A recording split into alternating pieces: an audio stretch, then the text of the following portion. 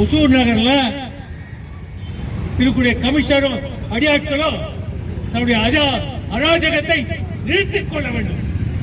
ஏற்கே பாலகிருஷ்ணா ரெட்டி மந்திரியா இருக்கும் போது ஒரு மாதக்கணக்கான சாதாரண தொழிலாளிகளை வியாபாரிகளை நீ கடை மூடி வச்ச கடையை அதே இடத்துல திறந்ததை மறந்துவிட்டா இந்த கமிஷனுக்கு தெரியாது.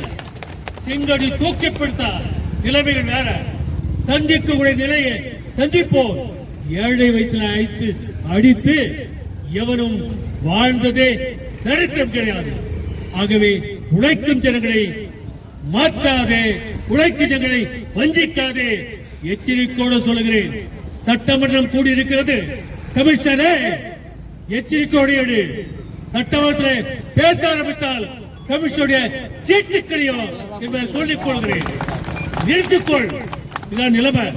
யாரும் ஏற்ற நீ தொழிலாளி மற்றும் முதலாளி சாதாரண வியாபாரிகளை மேற்ற நிறுத்திக்கிறோம்.